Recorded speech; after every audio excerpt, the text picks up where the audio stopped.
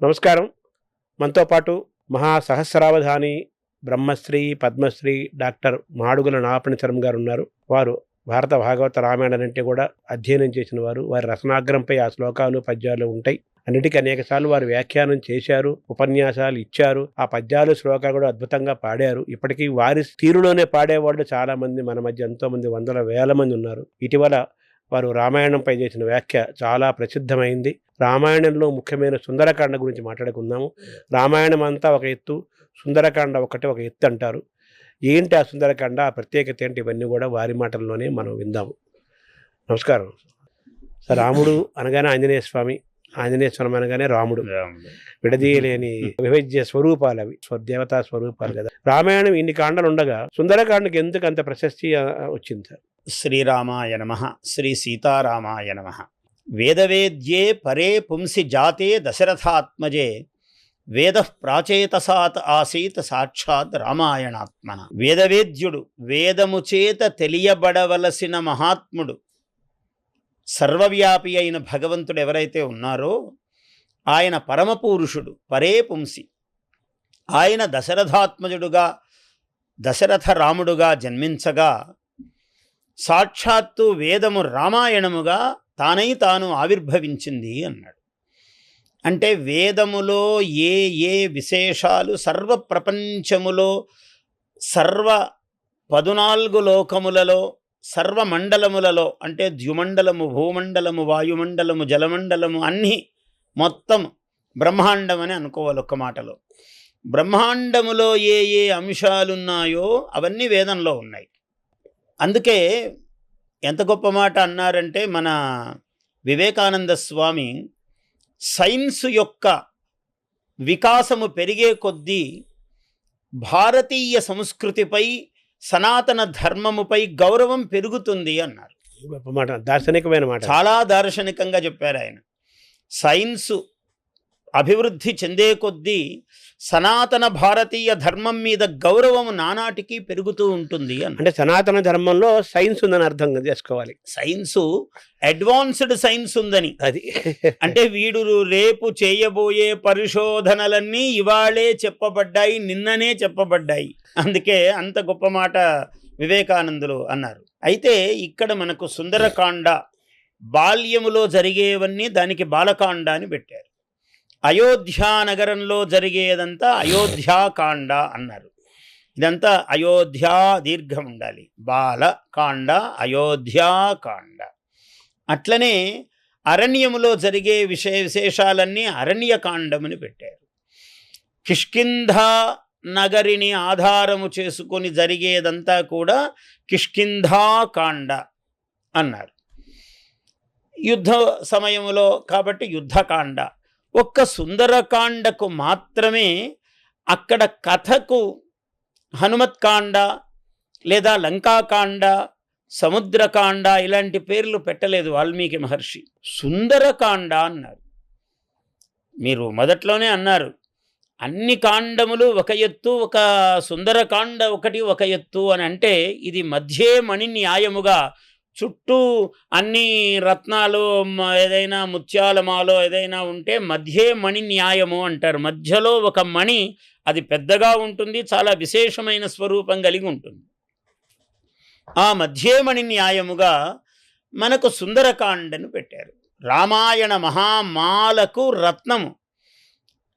దాన్ని ఎవరన్నారు రత్నమని? రామాయణ మహామాలారత్నం వందే అనిలాత్మజం. అంటే హనుమంతుడికి రామాయణ మహామాలా రత్నము అన్నారు. ఆ హనుమంతుడు ప్రధానముగా కలిగినటువంటి కాండ సుందరకాండ. దీనికి విశేషంగా పెద్దలు ఏం చెప్పారంటే, సుందరే సుందరో రామ. సుందరకాండలో రాముడు సుందరుడు. ఏమయ్యా, బాలకాండలో సుందరుడు కాదా రాముడు? అయోధ్యాకాండలో సుందరుడు కాదా? అన్ని కాండల్లో సుందరుడే. అసలు రాముడే సుందరుడు. పరమ సౌందర్య రాశి పుంసాం మోహన రూపాయ పుణ్యశ్లోకాయ మంగళం అని కీర్తింపబడ్డవాడు రాముడు. పురుషులకు కూడా అబ్బా ఏమి సౌందర్యమని కన్ను చెదిరి కళ్ళు ఇంతలు చేసుకుని చూపు తిప్పుకోలేనంత సౌందర్యం రామునిది అన్నారు. అయితే ఇక్కడ సౌందర్యం ఏమిటి విశేషంగా? అంతకుముందు అరణ్యకాండలో సీతావియోగము చేత ఖిన్నుడయ్యాడు రాముడు. ఎక్కడో ఒక రేఖ, 16 కళల రామచంద్రుని ముఖములో ఒక రేఖ తగ్గింది. ఆ రేఖ సీతాదేవి. ఒక రేఖన 15 రేఖలు తగ్గి ఒకే రేఖ ఉందా ఆయన దగ్గర? అలా ఉంది రాముడి పరిస్థితి. ఎందుకంటే సీతావియోగం చాలా పెద్దది. వాళ్ళిద్దరు ఒకటే అని కదా. ఒకటే.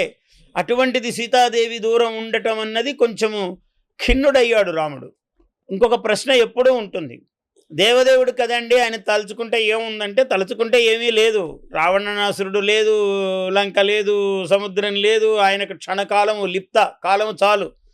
కానీ మానవుడుగా ఉన్నాడు. మానవుడుగానే తన పరిధిని ఎలా దాటాలో, మానవుడు మానవోత్తముడు, మనీషి మాధవుడు ఎలా కావాలో చూపించేటువంటి అవతారము రామావతారం. ఆ ధర్మాన్ని పాటించాలి. ఆ ధర్మాన్ని పాటించాలి. అందువల్ల ఆయన ఎక్కడా మహిమలు చూపలేదు. ఆయన మహిమ చేయదలుచుకుంటే ఒక క్షణం చాలు, కానీ చూపలేదు ఆయన ఎక్కడ. అందుకని ఆ కట్టుబాట్లను పరిపూర్ణముగా పాటించాడు రాముడు. ఆ కారణం చేత ఖిన్నుడయ్యాడు. ఆ ఖిన్నత పోగొట్టాడు హనుమంతుడు. అది ఈ సర్గలోనే జరిగింది. ఆయన బయలుదేరి వెళ్ళాడు. తతో రావణ నీతాయాః సీతాయాః శత్రుకర్షణః యయేష పదమన్వేష్టుం చారణాచరితే పథి అని మొదలవుతుంది సుందరకాండ. తొలి శ్లోకం. తతో రావణ నీతాయాః సీతాయాః తతః అనంతరం. అంటే కొన్ని శబ్దాలు ఉన్నాయి సంస్కృతంలో. అథ అంటే అనంతరము, అథ అని వేదంలో వాడతాడు. దాన్నే భాగవతంలో తీసుకున్నాడు. అథాతో బ్రహ్మ జిజ్ఞాస. ఇది వాక్యములు, మహావాక్యాలు. అథాతో బ్రహ్మ జిజ్ఞాస వేదవాక్యం. అటువంటి అథ శబ్దమునకు అంటే అనంతరము, తర్వాత అంటే ముందేదో చాలా ఉంది. అప్పుడు ఏమైందంటే అని మొదలు పెడుతున్నాడు. చాలా పరమ సుందరం ఇలా కథ మొదలు పెట్టడం అనేది. అప్పుడు ఏమైందంటే అని మొదలు పెట్టాడు అనుకోండి కథ. ఎవడైనా వాడు బాగా చెయ్యి తిరిగిన కథ కూడా అని అర్థం. ఆ తర్వాత అన్నాడు చదివేవాడికి చాలా ఉత్కంఠ కలుగుతుంది. అంటే అంతకుముందు ఏమైంది, తర్వాత ఏమవుతుంది అనే ఆకాంక్ష వస్తుంది. రచయిత కవికులమునకే గురువు ఆయన, ఆద్యుడు. ఎలా చెప్పాలో జాతికి నేర్పించాడు ఆయన, ఎలా రచన చెయ్యాలో నేర్పించాడు వాల్మీకి మహర్షి. కాబట్టి మధుమయ ఫణితీనాం మార్గదర్శి మహర్షి అన్నారు. ఆ మధుమయ ఫణితి మార్గములకు ఆయన మార్గదర్శి మహర్షి. అటువంటి ఆయన తతో రావణనీతాయాః, అక్కడ అథలాంటి శబ్దం వేశాడు. తతో ఆ తర్వాత రావణనీతాయాః సీతాయాః, రావణుడు తీసుకుపోయినటువంటి ఎత్తుకుపోయినటువంటి సీతాదేవి యొక్క పదం అన్వేష్టం, మార్గమును వెతకట కొరకై, అన్వేష్టం వెతకడం కోసము, ఇయేష చారణాచరితే పథి, చారణులు చరించేటువంటి మార్గములో ఆయన అన్వేష్టం ఇయేష ఇచ్చగించను, ప్రయత్నించను, బయలుదేరెను. ఇవన్నీ అర్థం. ఆ మహేంద్రగిరి నుంచి ఎగిరి శతయోజన విస్తీర్ణమైనటువంటి సాగరము, మకరాలయము, పరమభీషణమైనటువంటి సముద్రమును దాటడానికి ఉత్సహించాడు. అంటే జయధ్వానముతో బయలుదేరుతున్నాడు. ఎక్కడి నుంచి బయలుదేరుతున్నాడు? ఆ పేరెంత అందంగా ఉన్నది. నేల మీద నుంచి ఎగరలేదు. ఆ ఎగరటానికి అంత పెద్ద సముద్రమును దాటాలి కదా. ముందు ఎత్తైన ప్రదేశము చూసుకున్నాడు. మహేంద్రగిరిని ఎక్కాడు. అత్యంత ఎత్తైన ప్రదేశం. ఇద్ పరమైశ్వర్యే, మహా ఐశ్వర్యవంతమైనది ఆ పర్వతం. అందువల్ల తతో రావణనీతాయాః, అందుకని సుందరో రామః, రాముడు సుందరుడయ్యా. ఎందుకంటే రాముడికి వార్త తెలిసింది. సీతాదేవిని చూశాను, సీతాదేవిని అన్నాడు. సీతాదేవిని చూశానని కూడా అనలేదు. దృష్టా సీతామయా అన్నాడు. సీతాదృష్ట అనలేదు. అంటే ఆ క్షణకాలము పాటు కూడా ఆలస్యము కాకుండా వాక్యం వాక్యవిదాంబరః, వాగ్మి ఆయన వాగ్వేత్తలలో శ్రేష్ఠుడు హనుమంతుడు. హనువులు అంటే దవడలు. హనువులు ఈ దవడలు ఉన్నందుకు ఫలం ఏమిటంటే మంచి వాక్యం. ఎప్పుడు ఏది మాట్లాడాలో, ఎలా మాట్లాడాలో, ఎంత మాట్లాడాలో, ఏ విధంగా మాట్లాడాలో తెలిసినటువంటి వాడు హనుమంతుడు. అంత మహానుభావుడు కాబట్టి దృష్టా అన్నాడు. అంత దూరం నుంచి ఆయన ఎప్పటి నుంచో ఎదురు చూస్తున్నాడు వార్త వినడానికి. పరమ దుఃఖంతో ఉన్నాడు. సీతన్ అని అంటే ఏమైందిరా అన్నట్టుంటుంది ఆయన మనస్సు. చూచితి అన్నాడు. అమ్మయ్య అనుకున్నాడు. ఇంక పోయిందే సీతాదేవి కోసం కదా. చూచితి సీతన్నన్నాడు. తర్వాత దేవదేవుడు రాముడు ఆయన అనుశాసనము ఆజ్ఞ ఇచ్చింది సుగ్రీవుడికి. సుగ్రీవుడు ఆజ్ఞ ఇచ్చాడు హనుమంతుడికి. ఆయన మంత్రి కూడా కదా హనుమంతుడు. కాబట్టి తన పైన అందుకే ఏమన్నాడు ఆయన, ఎంత గొప్ప మాట అన్నాడు చూడండి. సుందరే సుందరో రామ సుందరే సుందర కపి. కపి చాలా సుందరుడు. ఎందుకు సుందరుడైనా? మహాలక్ష్మి సందర్శనం చేశాడు, అమ్మవారి దర్శనం చేశాడు ఆయన, అందువల్ల ఆయన సుందరుడు.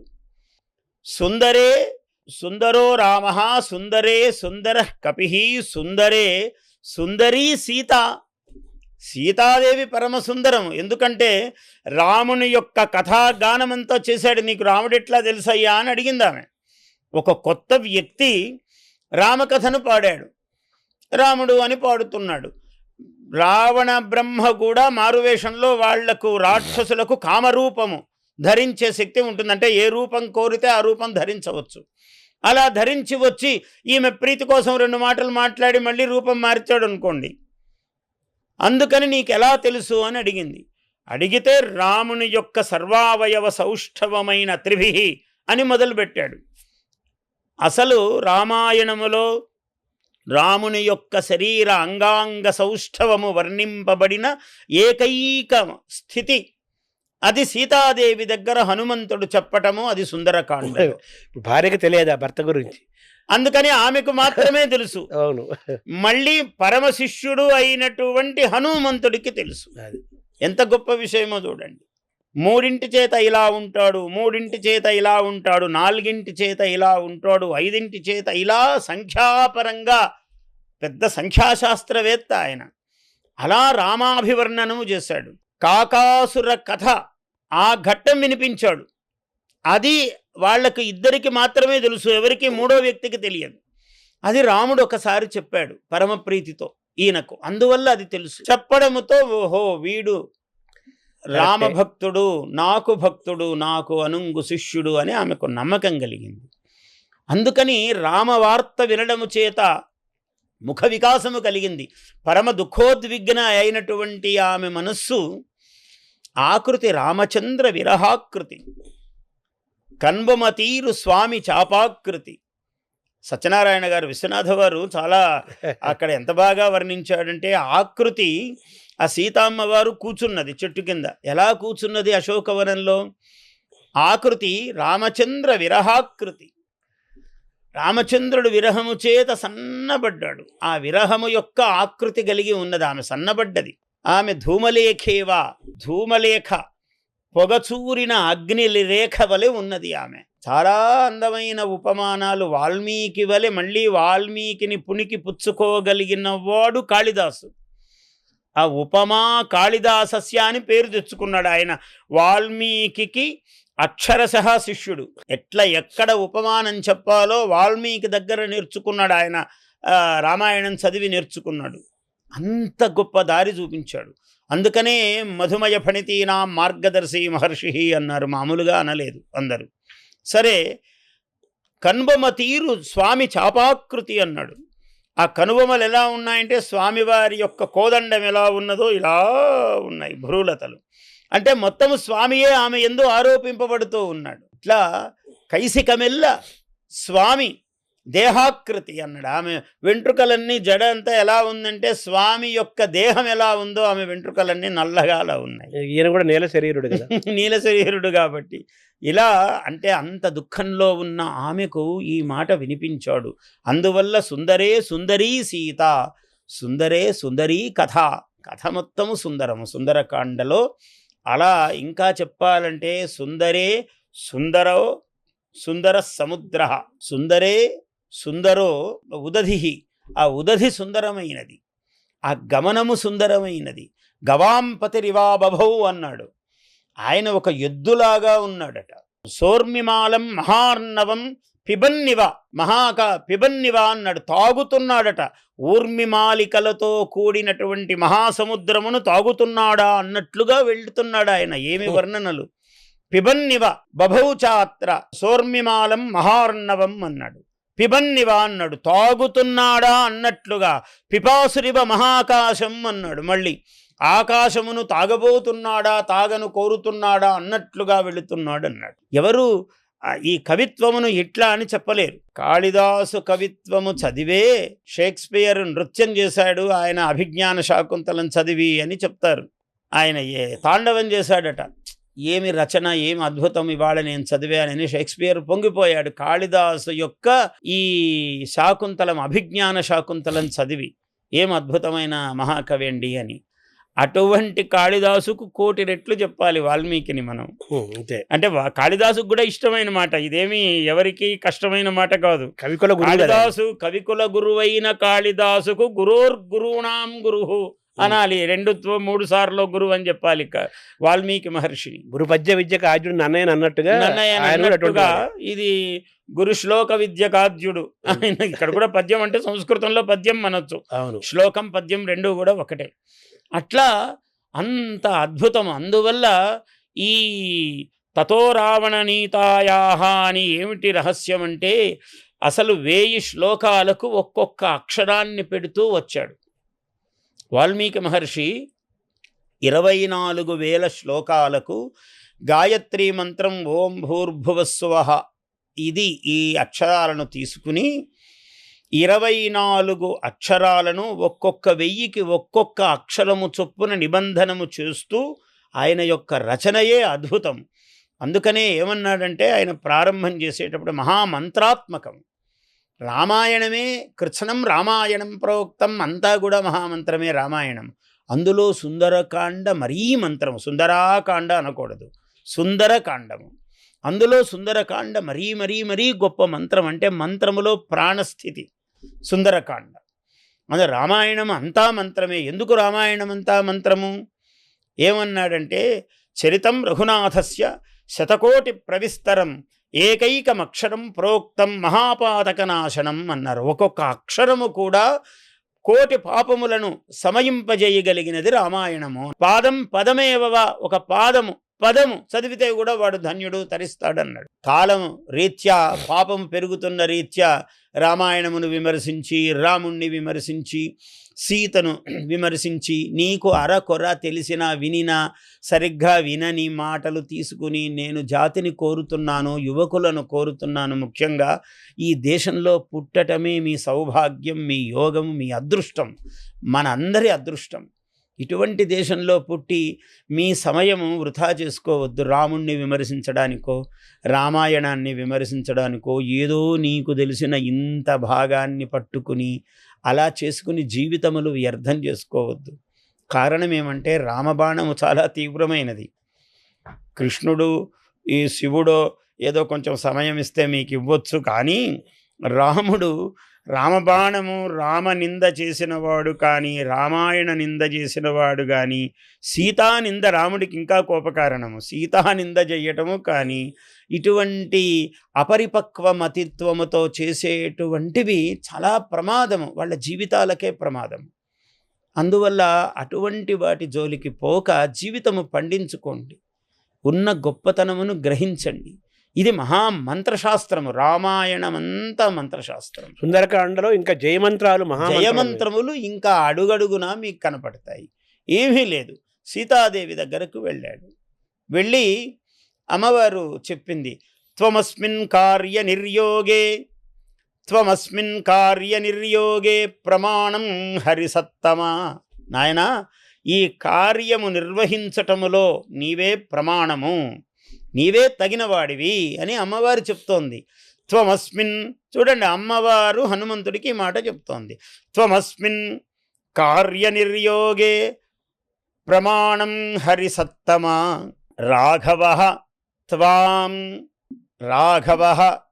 త్వత్ సమారంభాత్. రాఘవః రాముడు, త్వత్ సమారంభాత్ నీ యొక్క సమారంభము అంటే ప్రయత్నము వలన, రాఘవస్త్వత్ సమారంభాత్ యత్నకరో భవ. ఆయన ఆ ప్రయత్నకరుడుగా, ఈ దుఃఖమును పోగొట్టేవాడుగా అగుగాక. రాఘవుడు ఈ పని యందు ప్రయత్నము చెయ్యబడుగాక, రాఘవుడు దీని యందు ప్రవర్తించుగాక. నాయన, ఎలాగైనా రాఘవః త్వత్ సమారంభాత్ మయి యత్నపరో భవేత్. నాయందు ప్రయత్నపరుడు అగుగాక రాముడు. నీ ప్రేరణతో కదా, నీ ప్రయత్నముతో కదా నువ్వు వెళ్ళి నా స్థితిని, ఈ దుఃఖ స్థితిని నీవు రాముడికి చెప్పడం వల్ల కదా. ఇది సీతాదేవి చెప్తున్నమాట. మనం ఒక మనిషిగా ఆలోచిస్తాం, మనం దుఃఖంలో ఉన్నాం, మనకు గురువు ఉపదేశం చేస్తున్నాడు. త్వమస్మిన్ కార్య నిర్యోగే, ఈ పనిలో నీవే ప్రమాణం హరిసత్తమ. అంటే ఒక భగవంతుడిని మనం సంబోధిస్తున్నాము, హరిసత్తమ అంటే హరిభక్తులలో శ్రేష్ఠుడా. ఓ మనిషి నీవే ప్రమాణము అంటే నీకు నువ్వే. తస్మిన్ కార్యం బుద్ధి, ఇవే చెప్పాడు. ప్రయత్నము, కార్యము, బుద్ధి ఇవి ఉన్నవాడికే నువ్వు విజయహారం ఇవ్వు అన్నాడు శ్రీరాముడు సీతాదేవిని చూసి. ఎది తృప్తా, నీకు ఇష్టమైనట్లయితే. ఆమె ఒక హారము తీసుకున్నది, ముత్యాల హారము. సింహాసనం మీద కూర్చున్నారు ఇద్దరు సీతారాములు. ఆయన మనువు నుంచి వచ్చినటువంటి, మనుకాలము నుంచి వచ్చినటువంటి ఆ దివ్య భవ్యమైనటువంటి రత్నాంచితమైన కిరీటమును వశిష్ఠుల వారు జలేన సలిలేన సుగంధిన అన్నాడు. 500 నదుల నుంచి జలాలు తెచ్చారట, పుణ్యనదుల నుంచి. యుద్ధకాండలో వర్ణిస్తాడు. 500 నదుల నుంచి తెచ్చినటువంటి పుణ్య నదీతోయములు, చతుస్సాగర సమానీతములైన 4 సముద్రముల నుంచి తెచ్చిన పుణ్య తీర్థములు, ఇవన్నీ ఆయనకు అభిషేకం చేస్తూ సమయంలో కిరీటం పెట్టారు. అక్కడ వశిష్ఠుడు, వామదేవుడు, పులహుడు, పులస్త్యుడు, ఇటువంటి మహాత్ములందరూ, శతానందుడు అందరున్నారు చుట్టూ, మహర్షి మండలి అంతా ఉన్నది. అలా పెట్టి ఆయనకు ఆ జయమంత్రములన్నీ చెప్తూ ఉన్నారు. ఆ చెప్పినప్పుడు ఆమె సంతోషంతో మాల తీసింది. నీకు సంతోషం కలిగిన, ఆయన అందరి వైపు చూసి రాముడి వైపు ఇలా చూసింది. సీతారాములు మాట్లాడుకోరు ఎప్పుడు. ఆమె చూస్తే ఆ చూపులో అర్థం ఆయనకు తెలుసు. వెంటనే ఆయన అన్నారు, నీకెవరికి ఇష్టమో ఆయనకు ఈ మాల ఇవ్వు సీత, నీ మనస్సు అయితే అన్నాడు. ఆమెకి ఎవరు ఎక్కువ ఇష్టము? రాముడి తర్వాత ఇష్టమైన వాడు ప్రియభక్తుడు, పుత్రుడు. భర్త తర్వాత పుత్రుడే ఏ తల్లికైనా ఇష్టుడు. పుత్ర సమానుడైనటువంటి వాడు హరిసత్తముడు, ఆంజనేయుడు. ఎందుకు ఇష్టుడు? ఆయన పరమ కష్టంలో ఉన్నప్పుడు తనకు స్వామి సుఖంగా ఇట్లా నీకోసం కష్టపడుతున్నాడనే ఆయన వార్తను తెలిపాడు. అమ్మవారి వార్తను స్వామికి తెలిపాడు. ఇంతకన్నా ముఖ్యుడు ఎవరున్నారు ఆమెకు? అందువల్ల అతను అత్యంతము ఇష్టతముడు. ఆ మాల ఇచ్చింది అమ్మవారు. నీకెవరిష్టమో. ఎందుకు ఇచ్చాడు? నీకు ఇష్టము అంటే ఊరికే ఇష్టం కాదు. అక్కడ యత్న, ప్రయత్నము గలవాడు, కార్యసిద్ధి, మతిమాన్, మతిహి, ఇవన్నీ కలవాడు కాబట్టి నీకు ఇష్టుడు, ఇవ్వు వాడికి అన్నాడు. అందువల్ల ఇవి ఉండటమే మానవ లక్షణం, సాధకుని యొక్క లక్షణం. అంటే వీడికి ప్రయత్నం ఉండాలి. అయ్యా నేను రాముడు గొప్పవాడు, దేవుడు అన్నారు కదా, అంత ఊరికి ఇట్లంటే అట్లా రావాలి, రాదట్లా. అంటే నన్ను 100 సార్లు రోజుకు 3 సార్లు పారాయణం చేయమన్నారండి రామాయణము, చెయ్యి, అది ప్రయత్నమే, వస్తుంది నీకు. రోజుకు 3 సార్లు పారాయణం చేయి సుందరకాండము, నీకు సిద్ధి అవుతుంది, కార్యసిద్ధి. ఎందుకంటే ఇది ప్రయత్నము, శ్రమ ఉంది నీకు ఇందులో. నువ్వు వీధుల వెంట తిరిగి ప్రయత్నాలు, హడావిళ్ళు, వాడి ద్వారానికి వీడి ద్వారానికి పోనక్కర్లేదు. వైకుంఠ ద్వారం దగ్గర ఉన్నావు, రామచంద్రుని దగ్గర ఉన్నావు. రాజ్యాలు ఊరికే అనాయాసంగా అందరికీ ఇచ్చినవాడు రాముడు. అందువల్ల నీకేమి సింహాసనం ఇవ్వడు, ఇస్తాడు. అట్లా నీవు ప్రయత్నం చేయి. అట్లాగే అదే సందర్భంలోనే ఇంకో మాట చెప్పింది మళ్ళీ అమ్మవారు. అది మంత్రమే. త్వమస్మిన్ కార్య నిర్యోగే ప్రమాణం హరిసత్తమ హనుమన్ యత్నమాస్థాయ దుఃఖక్షయకరో భవ. ఈ 2 మంత్రములే. మొదటి దానిలో ఏం చెప్పాడు? త్వమస్మిన్ కార్య నిర్యోగే ప్రమాణం హరిసత్తమ. ఇది 2 చోట్ల సమానమే. ఆ రెండవ 3, 4 పాదాల దగ్గర ఏమిటి? మొదటిసారి ఏమన్నాడు? రాఘవః త్వత్ సమారంభాత్ మయి యత్నపరో భవేత్. రాఘవుడు నాయందు యత్నపరుడు, నన్ను తీసుకువెళ్ళేటువంటి ప్రయత్నము చేయువాడు అగుగాక నీ ప్రయత్నము వలన అని మొదటి మాట చెప్పింది. రెండవ మాటలో ఏమన్నది? హనుమన్, ఓ హనుమంతుడా, ఆయన్నే సంబోధిస్తూ ఉన్నది. హనుమన్ యత్నమాస్థాయ, నీవు ప్రయత్నించి దుఃఖక్షయకరో భవ, దుఃఖమును పోగొట్టేవాడివిగా అగుదువుగాక. అంటే మనం ఏ మంత్రాన్ని పట్టుకున్నామో అదే మంత్రమే గురుస్వరూపము, అదే హనుమత్ స్వరూపము. ఈ మంత్రము ఎవడు ఎంత పెద్ద కష్టములో ఉన్నా సరే వాడికి కష్టం తీరుతుంది ఈ మంత్రము జపించటం వల్ల. సరే, ఇంతలో ఈ అమ్మవారితో మాట్లాడడము, వేగుల వాళ్ళందరూ వెళ్ళి, అయ్యా ఎవరో ఒక విచిత్రమైన ఆకారము, ఒక వానర ఆకారముగా ఉన్నాడు, కేవలం వానరం అనుకోవడానికి లేదు, వాడు చిత్ర విచిత్రంగా ఉన్నాడు, అశోకవనం అంతా ధ్వంసం చేస్తున్నాడు, ఇట్లాంటి వాడు ఉన్నాడు అని రాజుకు నివేదించారు. చేయగానే వాడిని తీసుకురండి రా అన్నాడు. వీడు వాడు పోతే వస్తాడా ఆయన? అంత సులభుడా? కాదు. ముందు కొంతమందిని పంపించాడు. పంపిస్తూ 80,000 మంది రాక్షసులను పంపించాడు. 80,000 మందిని పంపిస్తే ఆయన చూస్తూ ఉండగానే శరీరం ఇలా పెంచాడు. పెంచి జయత్యతి బలో రామో, ఇది జయమంత్రం, అతి బలవంతుడైన రాముడు జయించుగాక అన్నాడు మొదటి మాట. జయత్యతి బలో రామో లక్ష్మణశ్చ మహాబలః రాజా జయతి సుగ్రీవో రాఘవేణాభిపాలితః. రాఘవుని చేత అటువంటి మహాబలవంతుడైన లక్ష్మణ సహితుడైన మహాబలశాలి అయిన రాముడు, అటువంటి రాముని చేత పరిపాలితుడైనటువంటి సుగ్రీవుడు, అటువంటి సుగ్రీవుడు జయించుగాక. జయత్యతి బలో రామో లక్ష్మణశ్చ మహాబలః రాజా జయతి సుగ్రీవో రాఘవేణాభిపాలితః. దాసోహం కోసలేంద్రస్య రామస్య అక్లిష్టకర్మణః. ఉన్నవాళ్లలో ఆయన మళ్ళీ అక్కడికి వెళ్ళాక చెప్పాడు, రావణ బ్రహ్మ దగ్గరికి వెళ్ళాక, ఉన్న అందరిలో నేను చాలా చిన్నవాడినండి, అత్యల్పమైన శక్తి గలవాడిని నేను అని అన్నాడు. అంటే ఈయన ఇట్లుంటే తక్కిన వాళ్ళందరూ ఎలా ఉండాలి? అందుకని రాముని యొక్క గొప్పతనము చెప్తూ ఉన్నాడు. ఇంకా రావణుని దగ్గరికి వెళ్ళక ముందే ఇదంతా చెప్తూ ఉన్నాడు. ఏమన్నాడు? దాసోహం కోసలేంద్రస్య రామస్య అక్లిష్టకర్మణః. రామునికి క్లిష్టకర్మ అన్నది లేదు. సముద్రము మీద సేతువు నిర్మించినవాడు, చంచలమైన వానరముల చేత అచంచలమైన పని చేయించినవాడు, ఆయనకు అసాధ్యమేమున్నది? అందువల్ల ఏమండి, రామునికి ఇంజనీరింగ్ విద్య తెలుసా, ఆయన కట్టగలడా అని ఇటువంటి తెలివి తక్కువ మాటలు మాట్లాడకూడదు మనము. ఆయన సర్వ దేవదేవుడు. ఆయన చెప్పలేదు దేవదేవుడని, చుట్టూ మహర్షులందరూ చెప్పారు, వాల్మీకి చెప్పాడు, అందరూ ఆయన దేవతాత్వం ప్రతిష్ఠించారు. రామస్య అక్లిష్టకర్మణః, రామస్య అక్లిష్టకర్మణః, ఆయనకు క్లిష్టకర్మ అన్నది లేదు. దాసోహం కోసలేంద్రస్య రామస్య క్లిష్టకర్మణః. హనుమాన్, నేను శత్రు సైన్యానాం నిహంతా మారుతాత్మజః. హనుమాన్ నా పేరు.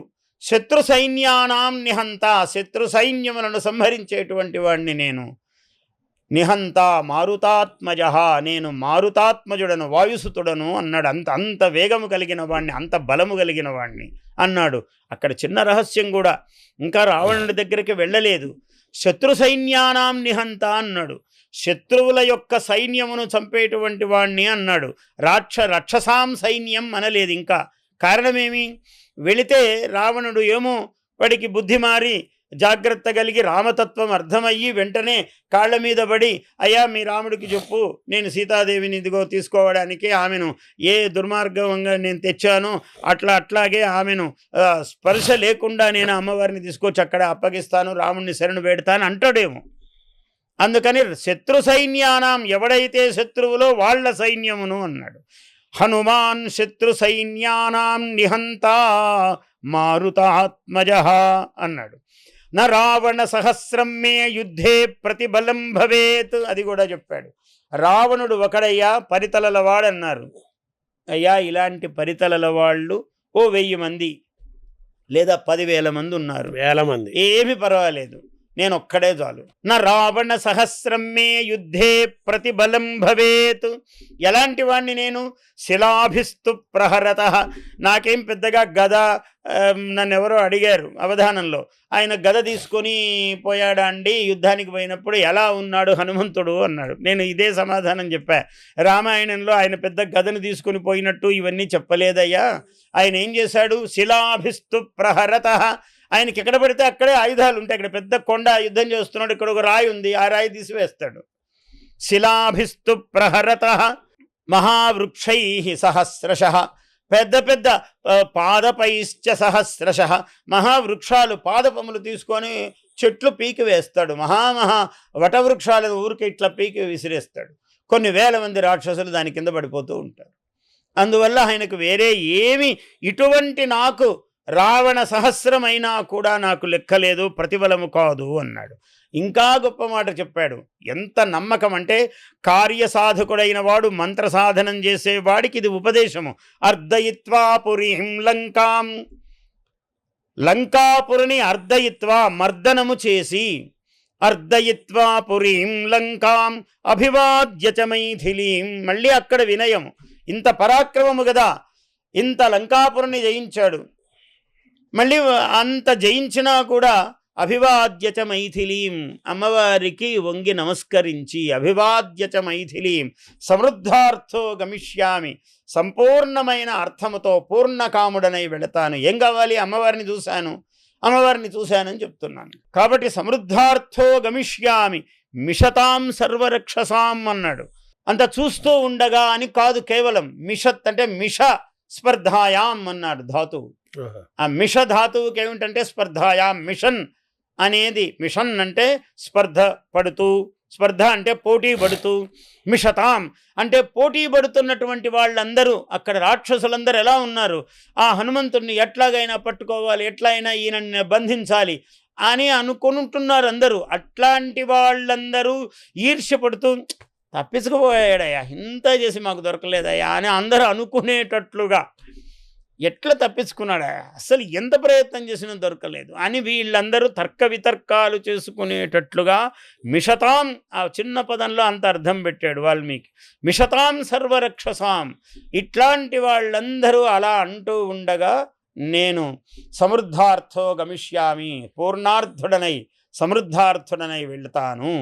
మానవుడు కూడా సాధన చేసేటప్పుడు అర్ధయిత్వా పురీం లంకాం, లంక అంటే పరమసుందరమైనటువంటి ఈ దేహమే లంక. ఈ సప్తద్వారవతీం లంకాం అన్నాడు. 7 మహాద్వారములు కలిగినటువంటి సప్తద్వారములు, నవద్వార పురీం లంకాం, నవద్వారములు కలిగిన పరమ ఆకర్షకమైన సువర్ణ ఖచ్చితమైన రత్నాంచితమైన ఈ శరీరమే లంక. ఈ లంకను జయించడానికి గురుస్వరూపుడైన హనుమంతుడు పరమాత్మను జీవాత్మ తీసుకెళ్ళి పరమాత్మతో కలిపేవాడే, ఆ బోధ చేసేవాడే గురువు. అందుకని సాధకుడు అనుకోవలసిన మాట అర్ధయిత్వా, ఈ శరీరమును అంటే ఏం శరీరం అనుకున్న ఇబ్బంది ఏముంది నువ్వు జయించడానికి? 6 మంది శత్రువులు ఉన్నారు, వాళ్ళనే కదా చెప్తున్నాడు. అరిషడ్ వర్గం. కాబట్టి అరిషడ్ వర్గములను జయించి అర్ధయిత్వా పురీం లంకాం, అరిషడ్గర్ వర్గములను జయించిన వాడు మళ్ళీ వాడు అహంకారానికి నేను మహావేత్తను, బ్రహ్మవేత్తను, నేను జ్ఞానిని అని అనుకోవడానికి లేదు. అధ్యాత్మ రామాయణములో ఇది చెప్తాడు. ఎంత అద్భుతమైన మాట చెప్తాడంటే, అధ్యాత్మ రామాయణములో జన్మ ఐశ్వర్య శ్రుత శ్రీభి ఏధమాన మదఃపుమాన్ నా అర్హతి అభిధాతుం వై త్వాం అకించన గోచరం. జన్మ, నేను చాలా గొప్ప వంశంలో పుట్టాను అని అనుకోవడం. ఐశ్వర్యము, నేను ఏం తలుచుకుంటే చాలా కోటాను కోట్లకు అధిపతినండి నేను. శృతం, నా అంత చదివినవాడు భూమండలంలో లేడండి. శ్రీ, నేను ఏం కోరితే అది నాకు ధనం ఇట్లా కావాలంటే వస్తుంది. శ్రీభి, వీటి చేత ఏధమాన మదహ, వీడు ఒకసారి పెరగదు, వీడికి మదము పెరుగుతూ ఉంటుందట. అది ఏధమాన మదహ నా అర్హతి అభిధాతం వై, నీ పేరు తలవడానికి కూడా వాడు అనర్హుడు. నీవెట్లాంటి వాడివి? త్వాం అకించన గోచరం, ఏమీ లేనివాడికి కనపడేవాడివి. లేనివాడు అంటే ఏమిటి? అహంకారము, కామక్రోధ మద మత్సరములు, ఈ అరిషడ్వర్గములు లేనివాడు నిజముగా. అంటే ఐశ్వర్యములు ఎంత ఉన్నా, జ్ఞానము ఎంత ఉన్నా, మళ్ళీ నేను అలా ఒదిగి ఉంటాను. అర్ధయిత్వా పురీం లంకాం అభివాద్య చ మైథిలీం, మళ్ళీ అమ్మవారి పాదాల దగ్గర వంగురా అన్నాడు. అంతా వీర విజృంభణ చేసి మళ్ళీ అదంతా అంటే నమస్కరించాడు. అంటే అతనిలో అంత వినయం, అంటే అంత ఉపాసన. అంత ఉపాసన. గగనముతో, గగనంలో గాలితో శ్వాసను అనుసంధించ కవితా కల్పక శాఖిని నేలపైకి దించా, నన్ను నేను విరాట్టుగా ప్రతిభా పరిధిని పెంచా, అవధిలేని వినయముతో అమ్మకు తల వంచా. రామాయణం చదివితేనే ఇట్లాంటి కవితలు వస్తాయి. అంటే ఇప్పుడు మీరు ఆ శ్లోకానికి అర్థము ఈ పద్యానికి అర్థం ఒకటే.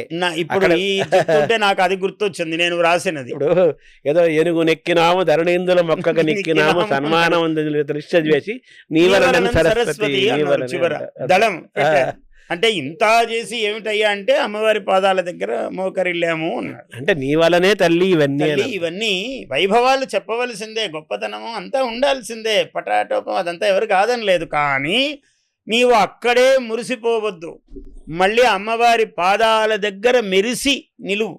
ఆ మురిపెము ఈ మెరుపు కావాలి. అంటే మీరు చెప్తున్న దాన్ని బట్టి, మీరు మాట్లాడుతున్న విధానాన్ని బట్టి చూస్తే ఆయన గుంటూరు శేషేంద్ర శర్మ గారు షోడశి రామాయణ రహస్యాలు మహాద్భుతంగా రాశారు. మహానుభావుడు, మహాకవి, మహాదార్శనికుడు ఆయన రాశారు. మంత్రద్రష్ట. విశ్వనాథ సత్యార్య గారు దానికి ముందు మాట రాశాడు. మొత్తం మీరు చెప్తున్న మంత్రాక్షర సహితము మహితము మహామంత్రాక్షర మహితము మహిమాన్వితమైంది ఈ రామాయణము, అందులో సుందరకాండ అన్నారు కదా. ఇప్పుడు మొత్తం మీరు ఆ చదువుతున్న విధానంలో, ఆ చెప్తున్న విధానంలో ఆ ఉపాసనా మార్గం ఉంది. ఇంకొక పక్క ఆయన ఆంజనేయ స్వామి కుండలిని యోగ విద్యను అక్కడ సాధన చేశాడు. అంతే కదా, శ్రీ విద్య ఉపాసన ఉన్నది కాబట్టి అన్ని కూడా అందులో ఉన్నాయని చెప్పి ఆయన అన్నారు కదా మన గుంటూరు శేషేంద్ర శర్మ గారు. అది నిజమేనా, సత్యమేనా? అది పరమ సత్యం. ఆయన మహానుభావుడు గుంటూరు శేషేంద్ర శర్మ గారు అన్న వ్యక్తి అసాధారణ ప్రతిభాధురీణుడు. ఆయన ఈ షోడశి అని రాసినది ఒక తపస్సులాగా నేను ఒకసారి చదివి తృప్తి తీరక మళ్ళీ చదివాను. అంత గొప్పగా అంటే వ్యాఖ్యాత వేత్తి నో కవిహి అన్నారు. మామూలు పరిభాష అది. అంటే వ్యాఖ్యాతకు తెలుస్తుంది కానీ కవికి తెలియదు అన్నారు. కానీ ఇక్కడ కవి కాదు, ఋషి వాల్మీకి. ఆయనకు అన్నీ తెలుసు. అన్నీ తెలిసిన వాని దగ్గర శేషేంద్ర శర్మల లాగా కొన్ని కోట్ల మంది పుట్టి ఎంత తెలుసుకున్నా ఒక శేషేంద్ర శర్మ మహాద్భుతం. ఏం అద్భుతంగా రాశాడని నేను 3 సార్లు చదివాను షోడశి. ఎంత ఈయనకు పరిశీలనా శక్తి ఉన్నది, ఎంత అంతర్దృష్టి ఉన్నది, ఎంత ఋషి ఈయన అనిపించింది. దర్శనం చేసుకున్నాడు. ఆ చదివినప్పుడు దర్శనం చేశాడు ఆయన.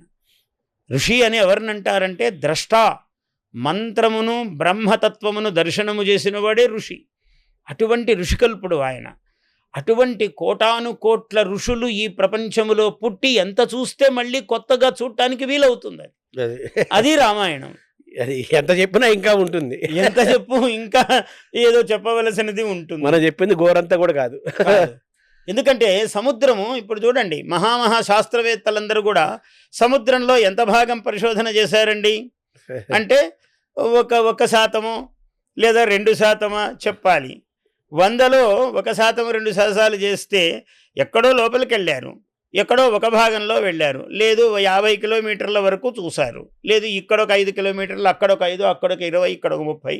కానీ ఎన్ని కిలోమీటర్ల సముద్రము, దాని విస్తీర్ణం ఎంత, లోతెంత. కాబట్టి ఏ లోతును ఎక్కడ ఎంత చూశారు, ఎవరు చూశారు, ఎంతవరకు పోగలిగావు. మన శేషేంద్ర శర్మ గారు చెప్పాలి కుండలిని యోగము, అలాగే శ్రీ విద్యా ఉపాసన, ఇవన్నీ దాన్ని మాట్లాడుతున్నాం. శ్రీ విద్యా ఉపాసన ఏమిటంటే గాయత్రి మంత్రమే అన్ని మంత్రములకు ఇప్పుడు షోడశి అన్నారు.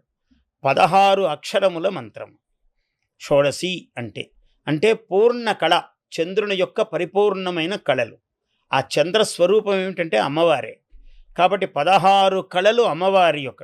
ఒక కళ తగ్గించి 15 పూర్ణ కళలు. నిజానికి 15 రోజులే కదా పక్షమున, 1 నుంచి 16వ కళ సాక్షాత్తు అమ్మవారు. అయితే ఈ 15 కళలు కూడా అమ్మవారే. దాన్ని పంచదశి అన్నారు, పంచదశి విద్య అన్నారు. అయ్యా ఇవి కాదు, 9 అక్షరాలతో ఒక మంత్రం ఉంది అని నవాక్షరి అన్నారు, చండీ మంత్రం. ఈ నవాక్షరి, ఈ పంచదశి, ఈ షోడశి, ఇంకొక ఆయన ఏం చెప్పారంటే వీటన్నింటికీ మూలం ఒకటి ఉందయ్యా, నా గాయత్ర్యాహ పరం మంత్రం, 24 అక్షరాల మంత్రం ఉన్నది అన్నాడు. ఇప్పుడు ఈ నవాక్షరి కానీ, పంచదశి కానీ, షోడశి కానీ ఎవడు ఉపాసన చెయ్యాలన్నా మూలము గాయత్రి. అన్నిటికీ మూలం. మహాద్వారము గాయత్రి దాటుకునే వెళ్ళాలి. గాయత్రి కనీసము వీడు 108 చేసి సిద్ధి వచ్చాక, ముందు సిద్ధి కోసం గాయత్రి దగ్గరే ప్రయత్నం చేయాలి. ఇక్కడ 108 అయ్యాక నువ్వు ఏమైనా చెయ్యి, చండీ చెయ్యి, పంచదశి చెయ్యి, షోడశి చెయ్యి, రామాయణము పారాయణ, అన్నీ సిద్ధిస్తాయి. ఆ సింహద్వారమునే పట్టుకుని 1000కి ఒక్క అక్షరము చొప్పున చెబుతూ వచ్చాడు. ఒక్క సుందరకాండలో 3 అక్షరములు చెప్పారు అని ప్రసిద్ధి. మహాత్ములు చెబుతారు, తత్వవేత్తలు, రహస్యజ్ఞులు 3 అక్షరాలు చెప్పాడు. అంటే 24 అక్షరాలు 3 అక్షరాలు చెప్పారు. 3 అక్షరాలు అంటే 12, 13, 14 అక్షరాలు ఇందులో చెప్పారు. ఏమిటి? ఓం తత్సవితుర్వరేణ్యం భర్గో దేవస్య ధీమహి వస్యాధి. ఈ 3 అక్షరాలు ఇక్కడ చెప్పారు. భర్గో దేవస్య ధీమహి ధియో యో నః ప్రచోదయాత్. ఇది పూర్ణమంత్రము. ఇంకా తర్వాత యుద్ధకాండం అంతా ఉంది కదా, ఇందులో 3 అక్షరాలు చాలా పెద్దది యుద్ధకాండం. ఇప్పుడు మీరు చెప్పారు 3 అక్షరాలు 3 చెప్పారు. అక్షరాలు. ఈ 3 అక్షరాల ధీ ఉంది. 12, 13, 14 ఆ అక్షరాలు వచ్చాయి అని మహాత్ములు చెబుతున్నారు. ఎందుకంటే తతో రావణ నీతాయా సీతాయా శత్రుకర్షణ ఈయేష పదమన్వేష్టం చారణా చరితే పథి. తతో రావణ నీతాయా వా ఇక్కడ వకారం పెట్టాడు అన్నారు. మళ్ళీ ఏం చేశారు? ప్రారంభము, ఉపసంహారము, మధ్యలో నిర్వహణము. మహర్షి గదా లోకానికి జ్ఞానోపదేశం చేశారు ఆయన.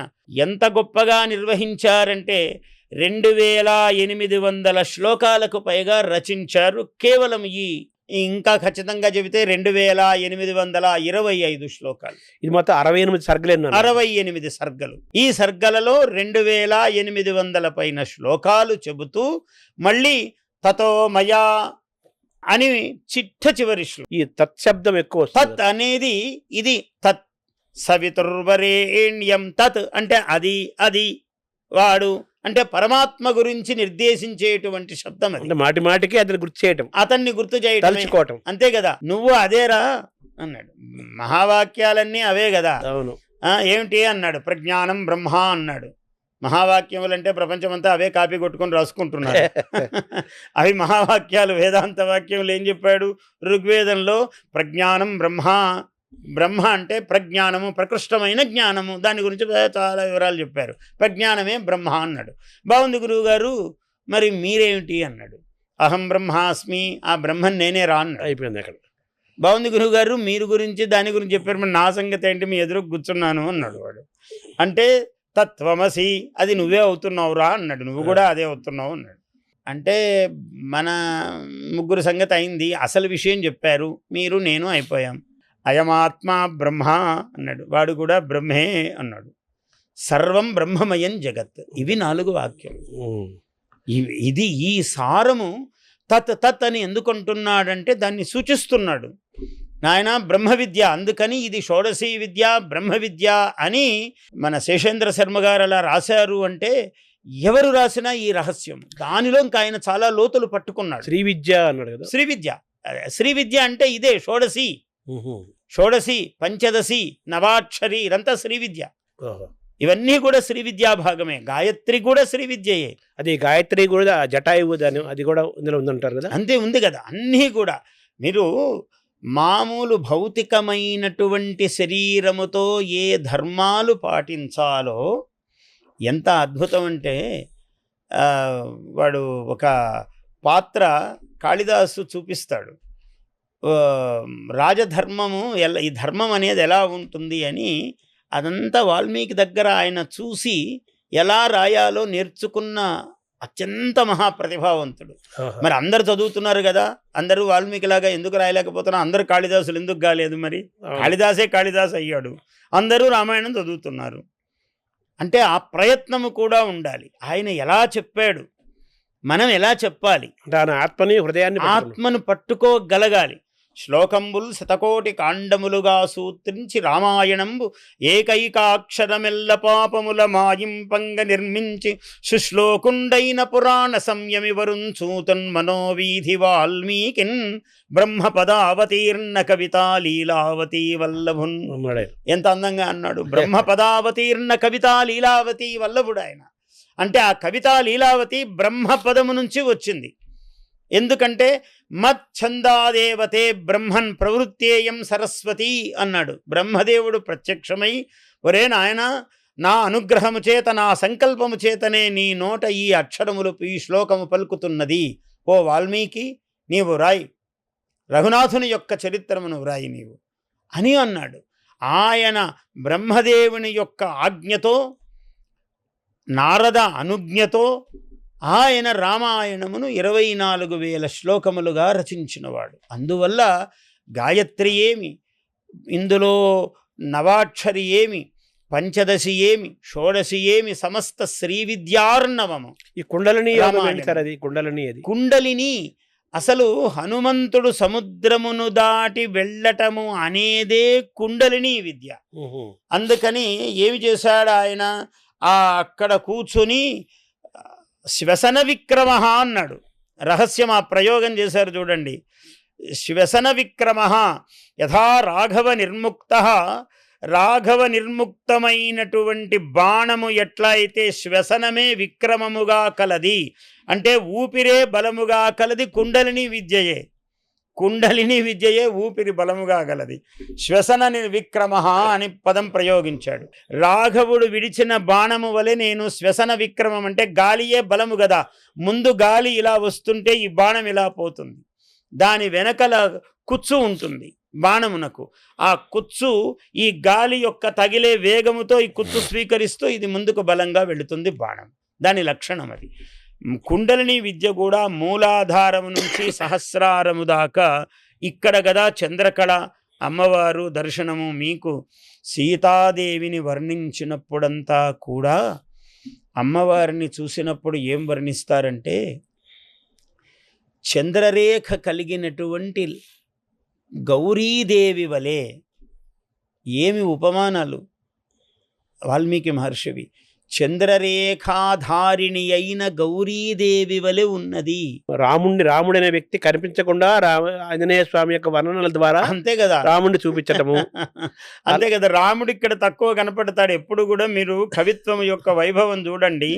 ఆ నాయకుడు, కథానాయకుడు, హీరో కనపడకుండా హీరో గొప్పతనము చెప్పడమే అన్ని ప్రతి పాత్రలోనూ దాని గొప్పతనం చెప్పబడుతూ ఉంటుంది ఇక్కడ. అంటే ఆయన వ్యంగ్య వైభవంతో కనపడుతూ ఉంటాడు. వ్యంగ్యమునకు ధ్వనికి ఎక్కువ శక్తి ఉంది కావ్యములో. నాయన నువ్వు ఆ ఊరికి వెళ్ళిరా అంటే వాచ్యం, కానీ దాన్ని ధ్వనిప్రాయంగా చెప్పాలి. ఈ మాట చెప్పకూడదు. చెప్పకుండా రాముడు ప్రతి అణువులో, ప్రతి పదములో, ప్రతి అక్షరములో, ప్రతి పాత్రలో అభివర్ణనీయుడవుతాడు. అది సుందరకాండలో ఎక్కువ జరిగింది. సుందరకాండలో విశేషంగా జరిగింది.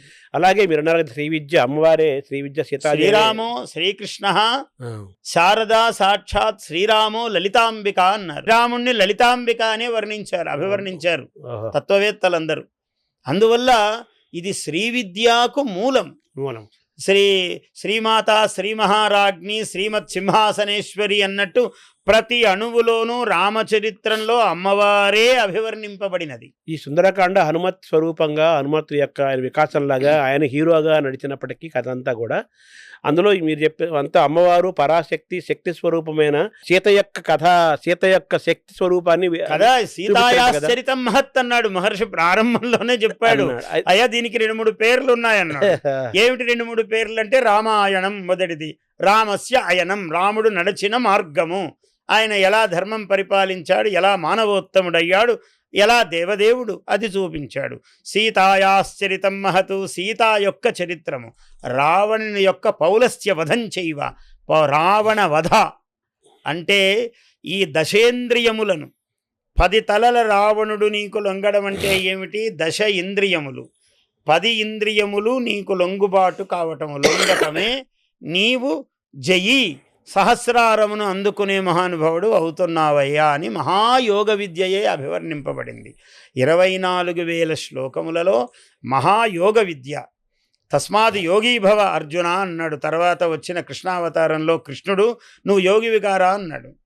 మామూలు మనిషి అయితే వాడికి ప్రయోజనం లేదు, మహావీరుడైతే ప్రయోజనం లేదు, నువ్వు యోగివిగా అన్నాడు. యోగ కర్మసు కౌశలం, నువ్వు ఏ పని చేస్తే దాన్ని నాజూకుగా చేయటమే యోగ యొక్క లక్షణం. యోగ చిత్తవృత్తి నిరోధ అన్నాడు. చిత్తం ఎటుబడితే అటు పోకుండా దాన్ని ఏకాగ్రీకృతము చెయ్యటమే యోగము అన్నాడు. అదే అవధానం కూడా. అదే అవధానం. ఇవన్నీ కూడా యోగ విద్యా భాగాలే. అందుకనే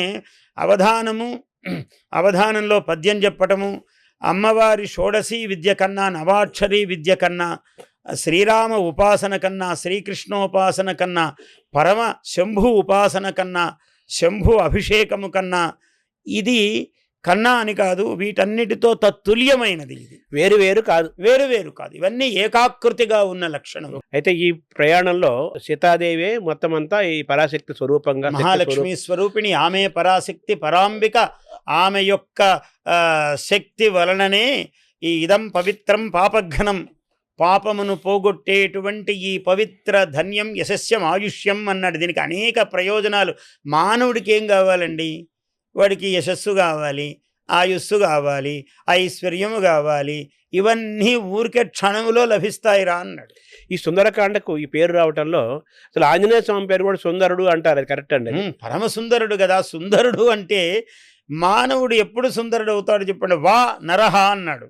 వానరుడు అన్న దాంట్లో కూడా అర్థం ఉంది, చమత్కారం ఉంది. వా అంటే వికల్పేన నరహ అంటే ఇంకోవైపు చూస్తే నరుడయ్యా అన్నాడు. వా నరహ వికల్పే, వా అంటే వికల్పము సంస్కృతంలో, వా నరహ అంటే ఇంకో విధంగా చూస్తే నరుడే అన్నాడు. ఎట్లా సుందరుడు ఆయన? ఒక విజయము పొందిన వాని యొక్క ముఖం చూడండి, వానికన్నా సౌందర్యం మీకు ప్రపంచంలో ఎక్కడా ఎప్పుడూ కనపడదు. ఒక విజయము సాధించిన వాడు కళ వైభవం ఉంటుంది, ఆ కళ, ఆ అమృత కళ ఉంటుంది. ఏం శతయోజన విస్తీర్ణము దాటిన వాని కన్నా విజయము సాధించిన వాడు ప్రపంచంలో ఎవడున్నాడు? అవును, అంతకన్నా సౌందర్యమే ఉంటుంది. ఆయన శతయోజన విస్తీర్ణము దేనికి లొంగక 4 చూపించాడు. ధృతి, దృష్టి, మతి, దాక్ష్యం అన్నాడు. 4 ఉన్నాయి ఆయన దగ్గర విశేషాలు అన్నాడు. అంటే ఏంటండి అవి? ధృతి ధైర్యము. ముందు ఎగిరేటప్పుడు ఊరికే ఇలా చూశాడు. సోర్మిమాలం మహార్ణవం గోష్పదీకృత వారాసిం, ఇది ఆవు గిట్ట అంత అన్నాడు. ఇంత అంతే, మహాసముద్రము ఇంత అనుకున్నాడట ఆయన.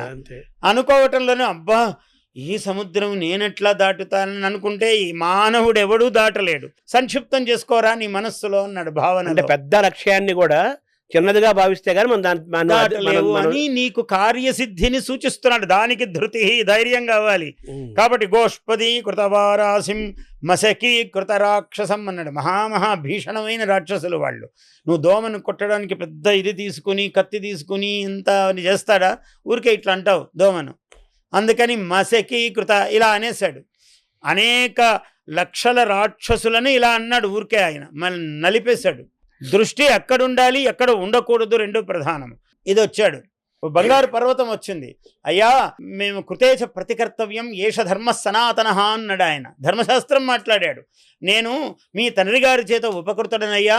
పూర్వము దేవేంద్రుడు పర్వతాలకు రెక్కలుండేవి, వజ్రాయుధంతో తెగ్గొడుతూ ఉంటే మీ తండ్రి గారు వాయువు అలా గట్టిగా ఆయన వీచి నన్ను అలా తీసుకొచ్చి సముద్రంలో పడేశాడు. నేను ఇప్పటికీ రెక్కలతో ఉన్నాను బంగారము. నేను ఈ అనుగ్రహము మీ తండ్రి గారి వల్ల కలిగింది. ఎవరైనా ఉపకారం చేస్తే ఆ కృతజ్ఞత అన్నది చాలా ప్రధాన లక్షణము. కృతేచ ప్రతికర్తవ్యం, మళ్ళీ తిరిగి మనకు చేతనైన ఉపకారం చేయాలి. ఏష ధర్మ సనాతన, ఇది సనాతన ధర్మము. నువ్వేమో రామకార్యములో వెళుతున్నావట, ఇంత పెద్ద భీషణమైన సాగరాన్ని దాటి వెళుతున్నావు. ఇదిగో నాలో నేను మానుషం రూపమాస్థాయ అన్నాడు. మనుష్యుడుగా రూపము ధరించి ఆ పర్వతం మీదకి వచ్చి నిలబడి నమస్కారం చేసి అడిగాడు ఆయన. ఎంత చిత్రణ ఋషి అంటే వాడు ఎట్లా అడిగాడండి? పర్వతానికి నోరుందా, మాట్లాడా అని ఎవడన్నా పిచ్చి ప్రశ్న వెయ్యొచ్చు. మానుషం రూపమాస్థాయ, ఆ పర్వతం మీద పర్వతం యొక్క సారముగా ఆయన మానవ రూపం ధరించి నిలబడ్డాడు. అయ్యా పుట్టతేనెలున్నాయి ఇక్కడ, కొంచెం సేవించి ఒక క్షణం విశ్రమించి అంటే కర్తవ్యమే నాయన, నేను సుబహు దూరం, చాలా దూరం వెళ్ళాలి. మంచిదే, కృతం ఆతిథ్యం, ఇచ్చేసావులే, అయిపోయింది అని ఇలా పొడి మాటలు చెప్పాడు. కృతం ఆతిథ్యం అన్నాడు, ఇచ్చేసావు పర్వాలేదు అన్నాడు అని నిలవలేదు. ఇక్కడ దృష్టి ఎక్కడ ఉండకూడదో, ఎక్కడ కార్యం మీద దృష్టి ఉంది. ఆయన కార్యం మీద దృష్టి ఉంది, వచ్చిన ఐశ్వర్యం మీద దృష్టి లేదు. అందుకని ధృతి దృష్టి దాక్ష్యం, దక్షత ఉండాలి.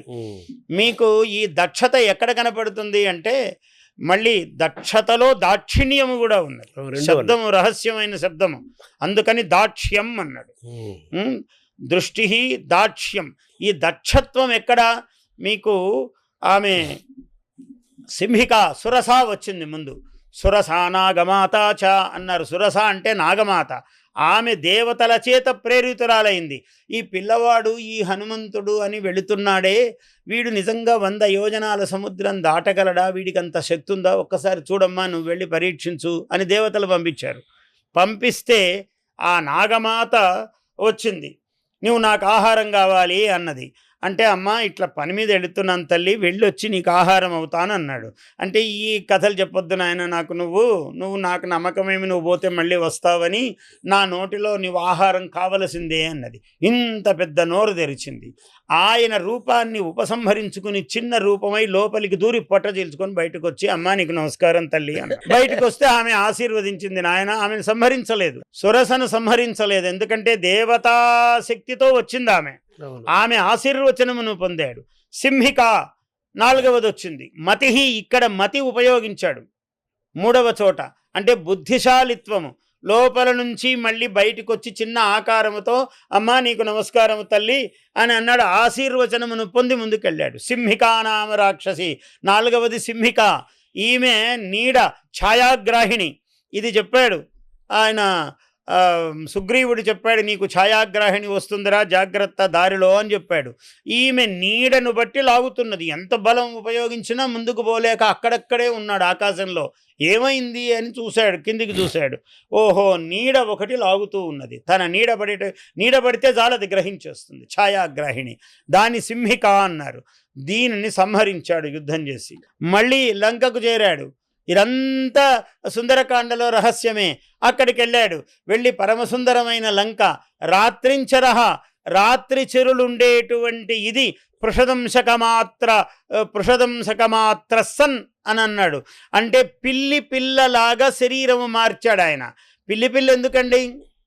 పృషదంశక అంటే పిల్లి అడుగులు అంటారు. పిల్లి అడుగులు శబ్దము కావు, ఎప్పుడు వినిపించావు. అది కూడా అద్వారేణ అన్నాడు. మహాద్వారం నుంచి పోవాలి కదా ఈయన, వెళ్ళలేదు.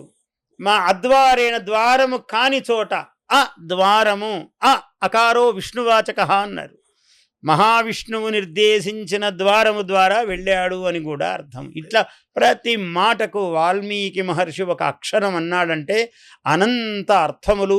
వాడివాడి పాండిత్యము, వాడివాడి భక్తి విశేషము, వాడివాడి తపో విశేషము, వాడివాడి పూర్వ అనుగ్రహ విశేషము, వాడి ఆ సీతాదేవి యందు, రామచంద్రుని యందు, హనుమంతుని యందు వానికున్న భక్తి విశేషము, వానికి అక్కడ అర్థములుగా, అక్కడ అన్వయములుగా, అక్కడ అనంత విశేషములుగా గోచరిస్తూ ఉంటాయి. ఎంత మాత్రమున ఎవరు తలచిన అంత మాత్రమే నీవు, పిండెంతో నిప్పటి అన్నట్టు అన్నమయ్య అన్నట్టు. నీకు ఎంత పిండి ఉంటే నిప్పట్టు అంత. ఆ నిప్పట్టు అంటే నిప్పుల మీద అట్టు కాల్చేవాడు పూర్వకాలం. అందుకని ఆయన రాయలసీమ మాండలికం ఉంటుంది ఎక్కువగా అన్నమయ్యలో. కాబట్టి నిప్పట్టు అనేది రాయలసీమలో ఎక్కువగా నిప్పుటి మీద, నిప్పుల మీద కాల్చే అట్టు. పిండి కొద్ది రొట్టె అంటుంటారు. పిండి కొద్ది రొట్టె అనే మాటను ఆయన పిండెంతో నిప్పటి అన్నట్టు అన్నాడు. అద్భుతంగా నిప్పటి అన్నాడు. నిప్పట్టు. అందుకనే ఏమన్నాడంటే వాడు కర్ణాంజలి సంపుటై అహరహ సమ్యక్ పిబత్యాదరాత్ వాల్మీకేర్ వదనారవింద గళితం రామాయణాఖ్యం మధు.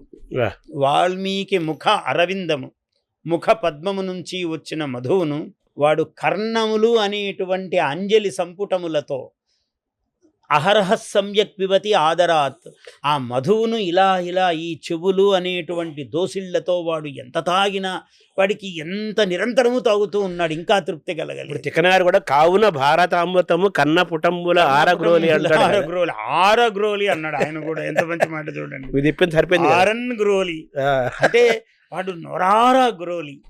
అది మహాత్ముల యొక్క శైలి. సరే, సుందరకాండలో ఇంకేమేమి మంత్రాలు ఉన్నాయి సార్? జయతి బలో రామో లక్ష్మణస్య మహాబల చెప్పారు. రాజా జయతి సుగ్రీవో చెప్పారు. అదే త్వమస్మిన్ కార్య నిర్యోగే. ఇవి అసలు ఏది మంత్రము కాదండి రామాయణంలో. ఇవి మనం ఏదో కొన్ని చెప్పుకుంటూ ఉన్నాం, అంతవరకే వాటి యొక్క స్థితి. కానీ అసలు ముట్టుకున్న ప్రతిదీ మంత్రమే. ఏది మంత్రం కాదు. మొట్టమొదట మీరు ఎత్తుకోగానే కోన్వస్మిన్ సాంప్రతంలోకే గుణవాన్ కశ్చ వీర్యవాన్ ధర్మజ్ఞశ్చ కృతజ్ఞశ్చ సత్యవాక్యో దృఢవ్రతః. ఇది చాలా మహామంత్రం కావడానికి చాలదా? అవును, నా వాక్కులు మంత్రములు అన్నట్టుగా. మీ మాటలు మంత్రంబులు, మీ మెట్టిన ఎడ ప్రయాగ, మీ పాద పవిత్రామల తోయముల అలుగు ద్యోమార్గ ఝరాంబు పౌనరుత్యములనగా. అలసాని పెద్దన. అవును, ఏమి మాటలు అవి! మామూలు కవిత్వమా? పెద్దనవలె కృతి చెప్పిన పెద్దనవలె గాని ఒరుల పెద్దనవలెనా, ఎద్దనవలె మొద్దనవలె గద్దనవలె కృందవరపు కవిత ఉడప్ప అన్నాడు. ఊరికే పెద్దనవుతాడా? ఊరికే తిక్కనవుతాడా? ఊరికే నన్నయ్య అవుతాడా? సాధారణంగా పోతనవుతాడు. ఆంజనేయ స్వామికి సుందరుడని పేరేమైనా ఉందా సపరేట్ గా? ఏమీ లేదండి. సుందరః ఎందుకంటే పద్మపురాణములో హనుమాన్ మదంసజో మహాభాగో హనుమాన్ అని చెప్పాడు. మదంసజో మహాభాగ అని వాడాడు శబ్దం ఆయన పద్మపురాణములో. పార్వతీదేవితో శివుడు చెప్తాడు, నా అంశతో పుట్టినవాడు మహాభాగుడు, మదంసజో మహాభాగో హనుమాన్ అని హనుమంతుణ్ణి గురించి అభివర్ణించాడు పరమేశ్వరుడు సాక్షాత్తు పార్వతీదేవితో చెబుతూ. వాడు ఇటువంటి మహాత్ముడు అని చెప్పాడు. ఇంతకన్నా సౌందర్యం ఏమి కావాలి? ఇంకా ఇంతకన్నా సౌందర్యం ప్రపంచంలో లేదు. మహాభాగో సుభగః సుందరః శ్రీమాన్ అన్నాడు పద్మపురాణంలో అన్నాడు. ఇది సుభగుడు, సుందరుడు, శ్రీమంతుడు, ధీమాన్. శివుడిచ్చాడు సాక్షాత్తు ఇవన్నీ, ఈ విశేషణాలు హనుమంతుడికి. సుభగుడు, సుందరుడు, శ్రీమాన్, ధీమాన్ అని అన్నాడు. సాక్షాత్తు పరమేశ్వరుడే చెప్పాడు. అందువల్ల ఈ సుందరుడు అనడము నిర్వివాదము, నిశ్చప్రచం. ఈ సుందరకాండను చదవటం వల్ల, వినటం వల్ల జరిగే ఫలశ్రుతి ఏంటి సార్? ఏమి కావాలో అది. ఇప్పుడు వాడు పుత్రార్థి పుత్రమాప్నుయాత్, వాడు ధనార్థి ధనమాప్నుయాత్, రాజ్యార్థి సామ్రాజ్యం ఇయాత్. రాజ్యమును కోరేవాడికి సామ్రాజ్యం అంటే దాంట్లో చెప్పటంలో పదాల్లో కూడా వాడు రాజ్యం కోరితే సామ్రాజ్యం వస్తుంది అని. వీడేదో చిన్నది అడగొచ్చు, కానీ రాముని కరుణ పెద్దది. రాజ్యం కోరితే సామ్రాజ్యం వస్తుంది.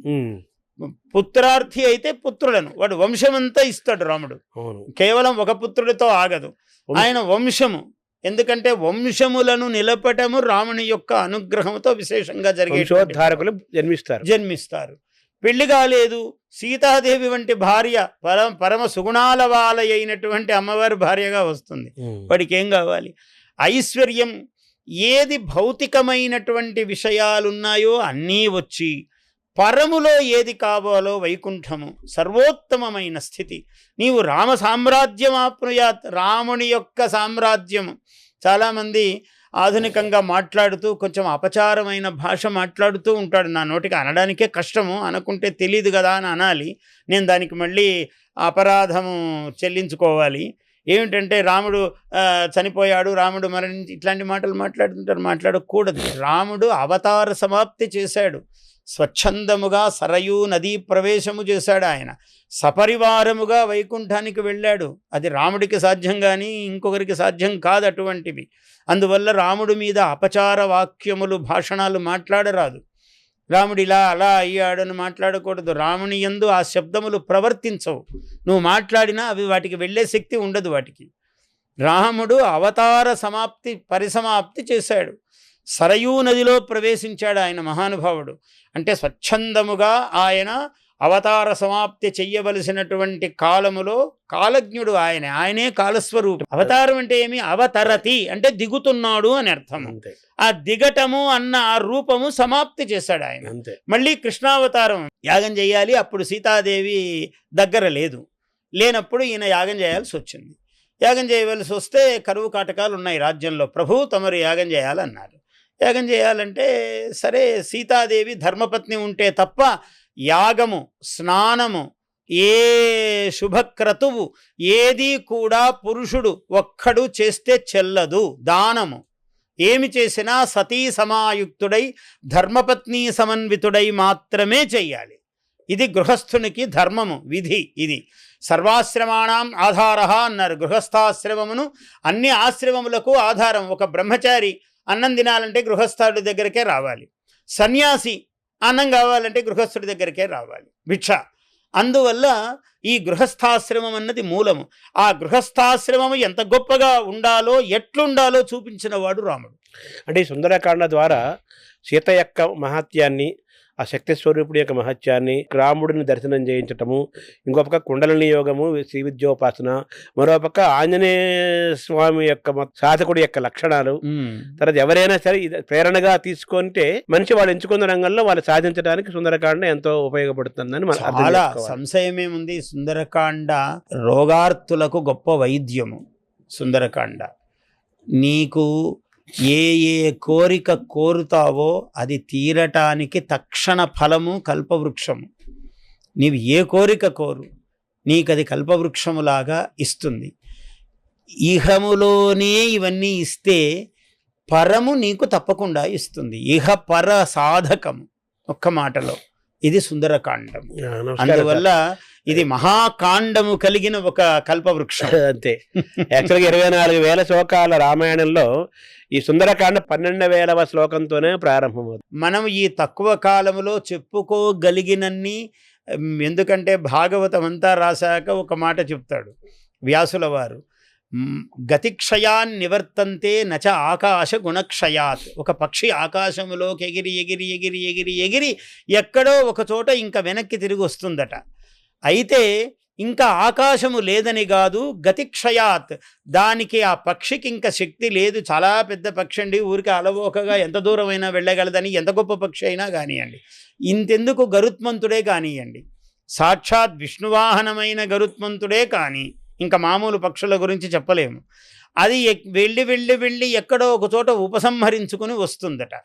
గతిక్షయాత్ నివర్తంతే నచ ఆకాశ గుణక్షయాత్ మతిక్షయాత్ నివర్తంతే. భాగవతం అంతా రాసి చివరికి చెప్తున్నాడు, మతిక్షయాత్ నివర్తంతే. ఇంకా నాకు ఇక్కడ బుద్ధిశక్తి అయిపోయిందని వెనక్కు తిరుగుతున్నానయ్యా, ఈ భాగవతమును ఉపసంహరిస్తున్నాను.